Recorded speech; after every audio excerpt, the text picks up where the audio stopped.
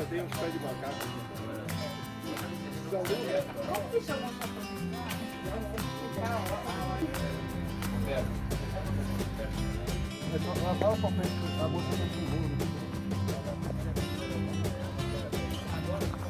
Pessoal, boa tarde a todos. Eu queria agradecer, em nome do Sítio Samarina, a presença de vocês. Tá?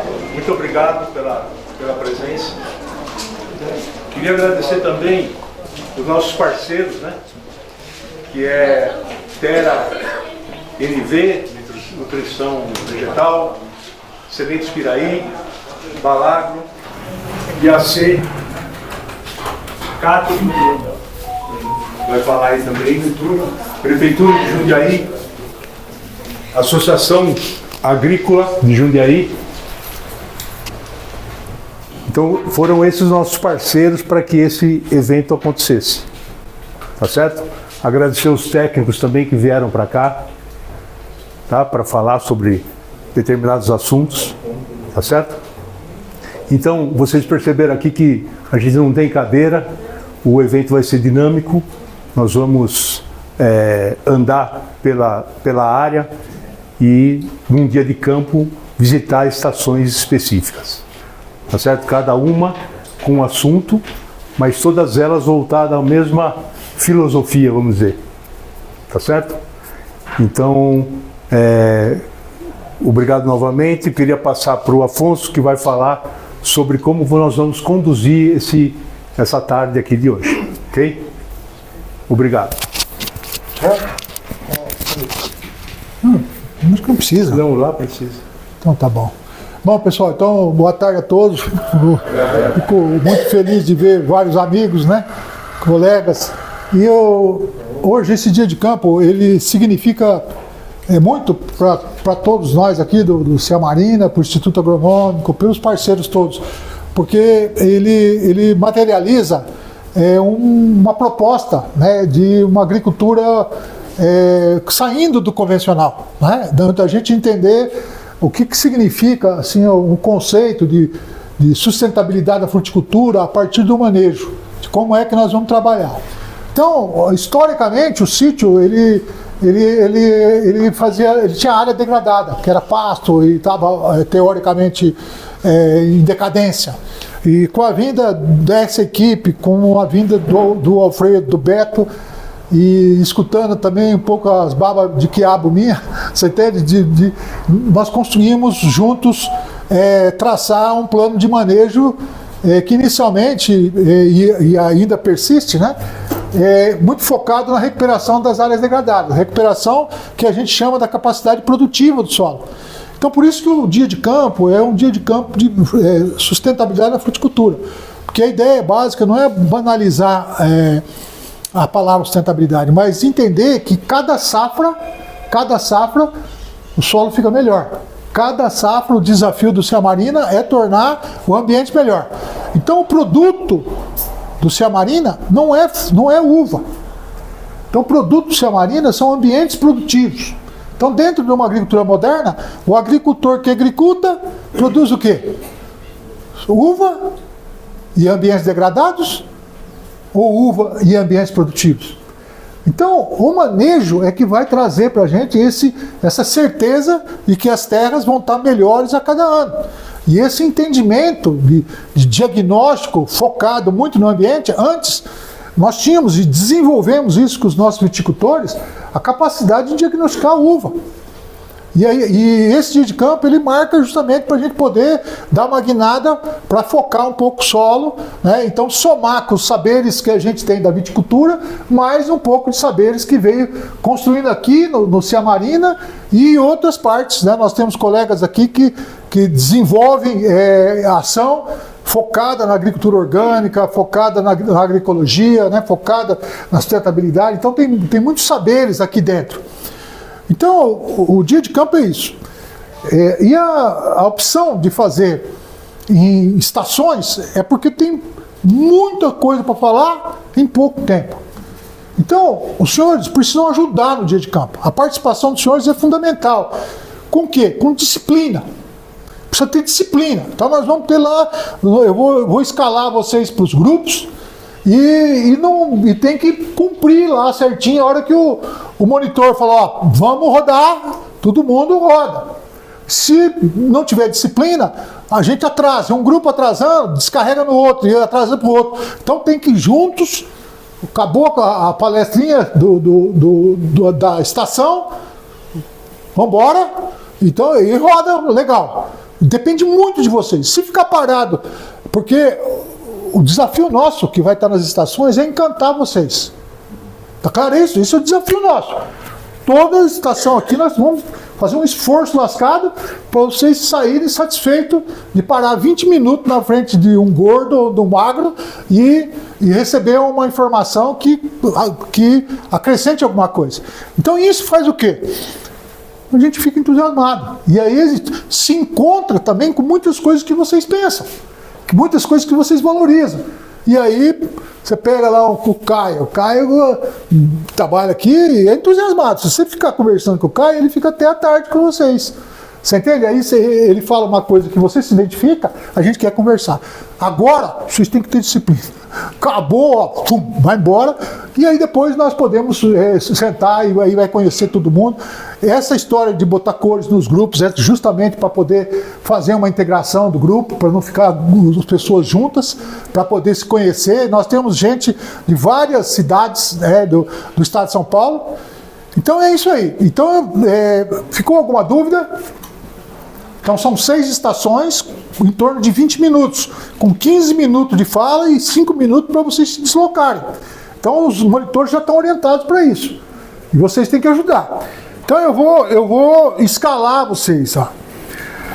Bom, pessoal, vamos lá? Aqui a gente vai falar um pouquinho para vocês sobre a gestão agrícola do sítio. Como é que a gente produz a uva?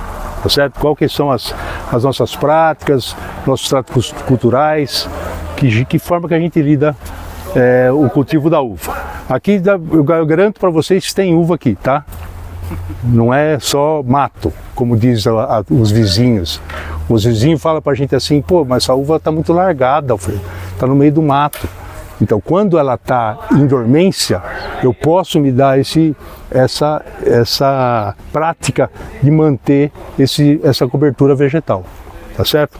Porque eu preciso trabalhar com rotação de cultura, não é uma prática usual a rotação de cultura. E como é que eu faço isso quando a cultura é perene? Eu tenho jeito de fazer isso com cultura perene? Eu não posso tirar toda a uva e plantar outra coisa, depois plantar a uva de novo. Então eu trabalho as entrelinhas, tá? Com o maior número de plantas possível. Tá? Então tem que ter uma biodiversidade grande. Por que essa biodiversidade?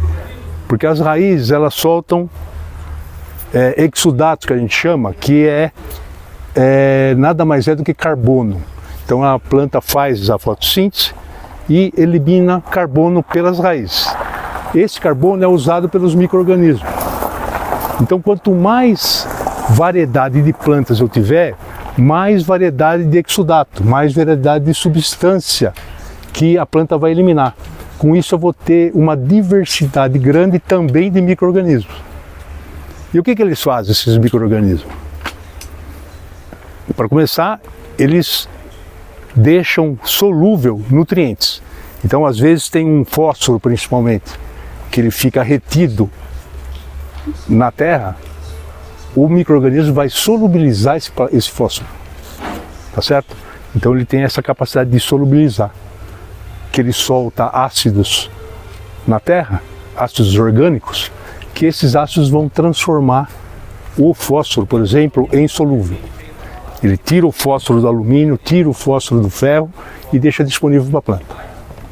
Tá? Então, quanto mais vegetal você tiver, é importante para ter esse processo. Outra coisa que a gente fez aqui, a gente fez uma aplicação de calcário. Então a gente fez a colheita da uva, tá certo? Colheu a uva. Aí fez a aplicação do calcário, fez a aplicação do adubo orgânico, tá certo? E plantou as plantas de cobertura. Então essas plantas de cobertura vieram como uma terceira prática aí nessa terra, tá certo? Então eu queria até mostrar para vocês um pouco aqui na trincheira Eu queria dizer também que essa terra aqui, como o Afonso estava dizendo, era uma terra um pouco degradada, era um pasto cheio de cupim. Então a gente está dando uma reestruturada na área. Tá? Nós estamos trabalhando para a recuperação desse solo. Então aqui vocês podem observar que nós temos uma camada orgânica aqui, ó, que é onde tem uma ação maior dos micro-organismos. E eles ficam trabalhando em cima desse material aqui, para decompor esse material e para transformar a matéria orgânica em humus. Tá certo? Fazer a transformação e deixar solúvel para a planta. Então você tem aqui você começa a observar que essa terra aqui, esse substrato aqui em cima, ele começa a descer um pouco. Ó. Vocês observam que aqui ele está mais escuro do que aqui, tá vendo? Então por que isso? Porque aqui tem umas fendas, uns poros, que o material orgânico ele já começa a descer aqui para baixo. Ó. Tá? Então nós estamos formando o solo praticamente. Por quê? Porque teve um período grande de degradação, de desgaste, vamos dizer. Tá? Então nós estamos formando esse solo. Nós estamos formando o solo desde faz uns 5 anos. Pra vocês verem como uma coisa é lenta, é devagar. Você tem 5 anos para formar o que você perdeu rapidamente em lixiviação e maltrato, e deixar o solo descoberto, terra aparente, né? Terra exposta. Tá? Então aqui sempre nós vamos ter uma cobertura no solo. Essa cobertura pode ser uma cobertura verde, pode ser uma cobertura recém-cortada, pode ser uma cobertura começando a ficar seca e já transformada em matéria orgânica, que é essa daqui já. Tá ok? Então o que eu posso fazer também, além de plantar nas entrelinhas? Quais seriam umas práticas boas para fazer aporte de matéria orgânica? Aqui vocês vão observar lá no sítio, vocês vão olhar, vocês vão ver que nas divisas, nas cercas, nós temos um negócio que chama sistema integrado. O que é isso? São produções de palhada que vai vir para cana, vai vir para uva.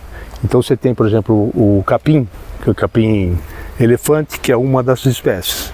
Nós temos gliricídia, que é outra espécie. A gliricídia ela é triturada, ela fica parecida com esse material que está no canteiro ali. Ele tem bastante lignina, como se fosse uma serragem, tá? Só que ele é produzido aqui. A gente produz esse material, tritura e põe no solo. A gente produz aqui no sítio mesmo. Então a gente deve aproveitar as divisas da propriedade. Porque às vezes você não tem espaço para fazer uma capineira, mas vamos aproveitar as divisas. Vou aproveitar uma divisa que tem num pasto, por exemplo, a divisa de propriedade mesmo. Então a gente faz esse plantio e serve também muitas vezes como corta-vento. Esse corta-vento vem ajudar também, e ajudar no vento e ajudar no fornecimento desse material. Tá ok? Então aqui vocês podem observar que a gente tem bastante raízes saindo aqui, ó. Essas mais grossas aqui é da uva, ó. Tá? Essas mais finas pode ser da cobertura ou pode ser da uva também. Qual que vocês acham que é a raiz que absorve nutrientes para a planta? São as raízes velhas. Finas. Ou as finas, né? As finas e as novas, não é isso? As novas. E como é que eu faço para estimular o crescimento de raiz nova? Antigamente os caras faziam poda de raiz, ou seja, faziam um sulco no pé, na margem do lado do pé, e cortava essas raízes. Com o corte dessas raízes estimulava o crescimento das raízes finas, né? Hoje em dia a gente faz um aporte de matéria orgânica. A partir do momento que você fez uma adubação orgânica, você está estimulando as raízes finas. mas você estimula, aí eu vou ver, eu começo a descobrir que quem produz raiz fina é um micro-organismo. Então não é, na verdade, a matéria orgânica que estimula. A matéria orgânica está alimentando os micro-organismos que, por sua vez, vão estimular o crescimento de raiz fina. Vocês veem como é que é o processo, como funciona, né? Então esse processo é contínuo, então uma coisa puxa a outra e você sempre precisa ter um material orgânico na área. O que seria melhor? Seria melhor aquela cerca que você tem, que você cortou e moeu e pôs na área, ou uma que você planta? Como essa aqui, por exemplo.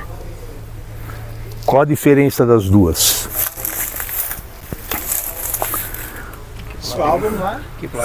Só tá quieto aí. Aqui planta, né? Porque a planta muito tem melhor. algumas que elas têm uma simbiose, que tem com os Perfeito. micro-organismos. Simbiose, tem uma simbiose bem característica, que é os bradyrhizóbios e a soja. Então eu estava vendo também que a questão a planta que pede para o bradyrhizóbio, vem aqui que eu estou precisando de nitrogênio. Se eu faço, por exemplo, na soja, uma adubação nitrogenada química, você acha que vai formar o rizóbio? Vai formar o nódulo? Não vai, porque a planta tem o material disponível. Então ela que manda, vem aqui, chega aqui que eu vou soltar para você um carbono que você gosta e você vai produzir para mim o que eu preciso, que é o nitrogênio. Então se eu dou esse nitrogênio que eu estou pagando ele, compro ele e aplico, então a planta fica dependente da gente. E Então, prejudica o solo, prejudica o solo, matando os micro-organismos. matando os micro-organismos. Agora, a gente aduba, desculpa, perdão aqui, mas a gente aduba com as leguminosas, né, de forma geral, que produzem essa simbiose com os rizóbios. Então, dentro desse mix de adubação, tem leguminosas que estão fixando o nitrogênio, ou seja, para a próxima safra da uva já está aportado esse nitrogênio, né? Qual a idade? Dessa uva, 5 anos, 6 anos, está indo para o 6º ano. E a variedade, né? A variedade é Vitória, é uma variedade bem vigorosa. Então, se você for olhar, por exemplo, uma variedade vinífera, por exemplo, você vai ver que o tronco dela é mais fininho, ela é mais delgada. De mesa ou vinho? Essa aqui é uva de mesa sem semente. E ela Tá. tá do jeito que a gente fez aqui, como, né, tá esse mix, né, esse policultivo, né, ela tá produzindo, porque tá estimulando, ela tá verde ainda. Já já ela vai entrar em senescência, vai cair as folhas. Aí É, você o clima- tem a poda quando? Em agosto? Agosto. O clima está ajudando e você está dando comida, Sim. então ela E essas plantas também seguram a umidade. segura a favorece. umidade, É muito tudo de bom. É, Macroporos e microporos vai influenciar diretamente também. ótimo, Você depende lá dos microporos, versus Muito. do A1, muito bom. É isso mesmo, solo. porque o ar precisa entrar no solo e para dar entrada de água Equilibrada. também. Porque essas nós vamos derrubar e as raízes vão apodrecer, formando os poros, né?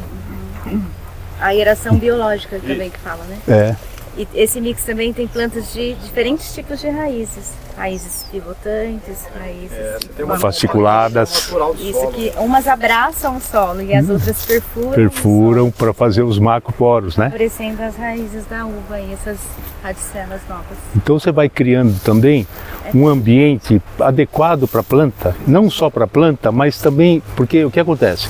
Muitas vezes os micro-organismos que são produzidos, o próprio sistema consome.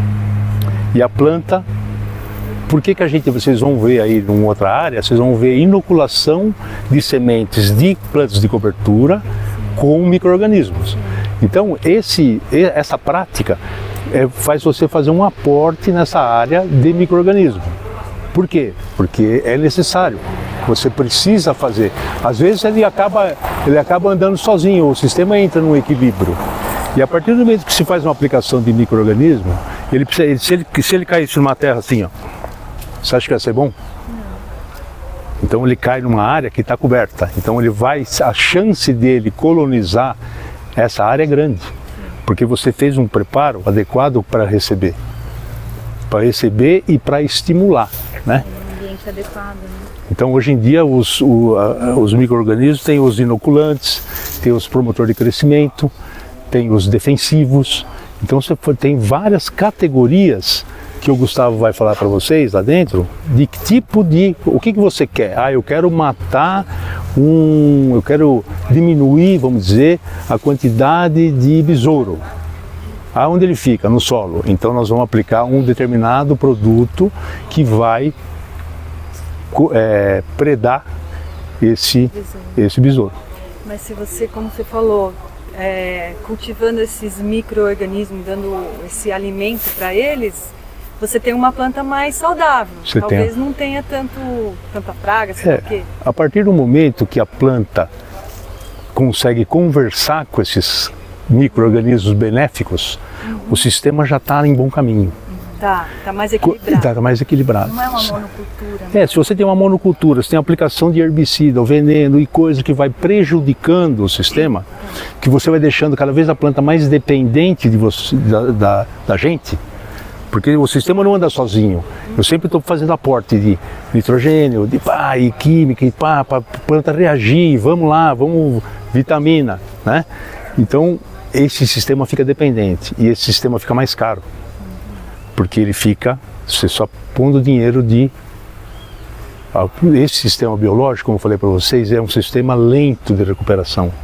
Por quê? Porque ele vai lá na origem do negócio. Começa meio de dentro para fora, sabe? Então, esse acaba demorando mais tempo para a gente tentar, para a gente botar a casa em ordem.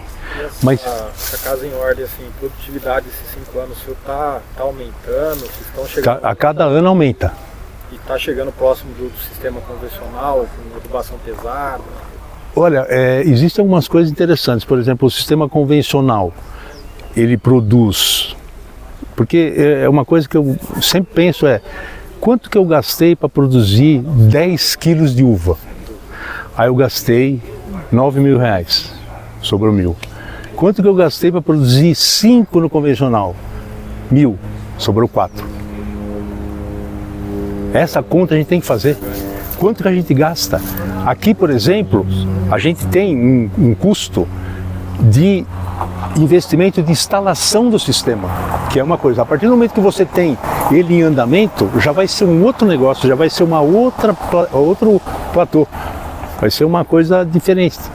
Por quê? Porque para você manter é fácil, porque o sistema já está em andamento, já está no caminho certo. Está em equilíbrio, né? Tá na busca dele.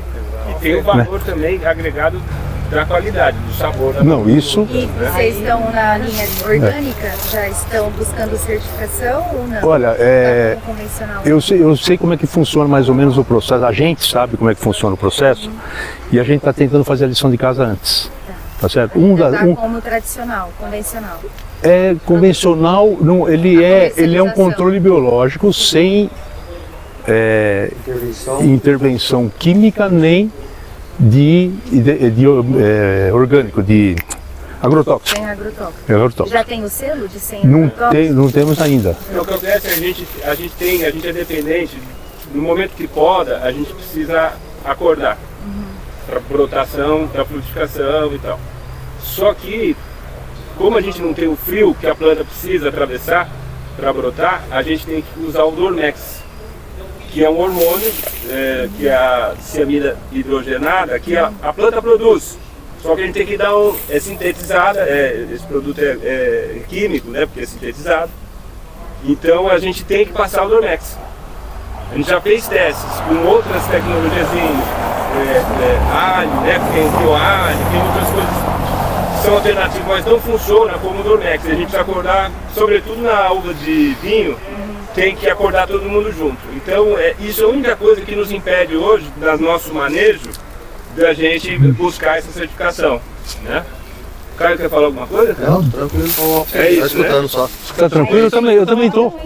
Só perguntar para você. E utiliza o Dormex. E a gente não tem como escapar. E isso, a certificação não permitiria que a gente usasse. Então, a gente prefere, no momento de venda do nosso produto, a gente se coloca como uva sem semente, livre de agrotóxicos. que de fato é. Só tem a cianamida que a gente tem que passar mesmo. Porque senão fica um negócio todo desequilibrado. Então eu tenho que fazer uma prática, eu vou fazer uma desbrota. Ah, tem pé que eu vou desbrotar e tem pé que eu não vou, que ele não chegou ainda. Fica uma prática difícil de conduzir, né? Então por isso que você precisa ter essa planta, todas as plantas desenvolvendo juntas. Aí você faz uma coisa viável tecnicamente e na prática também. Você já faz tudo de uma vez só. Escuta, eu estou palpiteiro porque eu sou primo do Alfredo, né? A gente toca com o Caio aqui, que a gente toca. Então nós somos daqui do sítio, da mesma equipe, pensamos da mesma forma. Combinou a pergunta, isso combinou a pergunta. Eu não sei se ele falou, mas aqui, ó, esse foi o primeiro ano que nós a gente sempre adubou, sempre, desde o princípio, antes de plantar, a gente fez adubação verde e tal.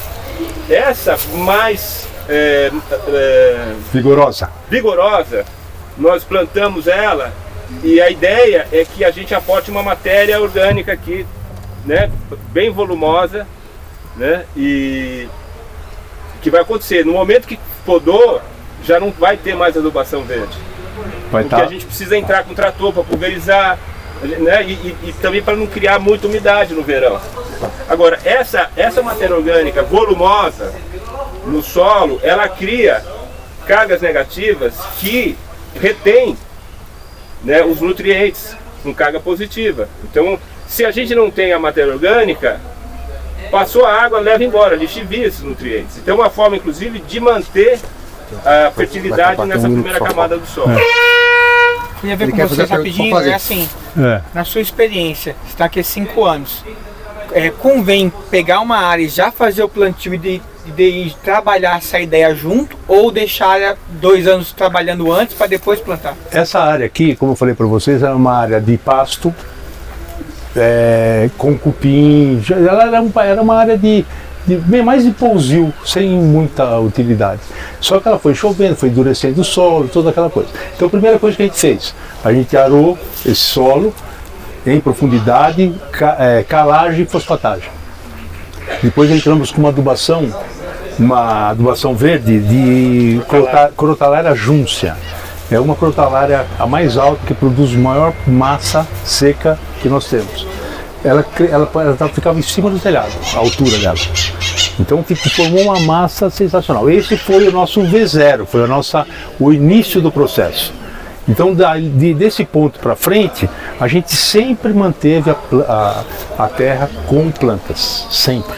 Então, ou era seca na hora do manejo, como o Beto falou, manejou a uva, vai podar, então fica tudo no solo. Ah, não está em estágio de dormência, vamos botar as coisas para funcionar entre linhas. Então sempre teve plantas, cobertura verde. Tem que ir então, né? Tem que ir, vamos trocar. Você vai querer aproveitar e trocar? Vou ter que ir junto, vou comprar a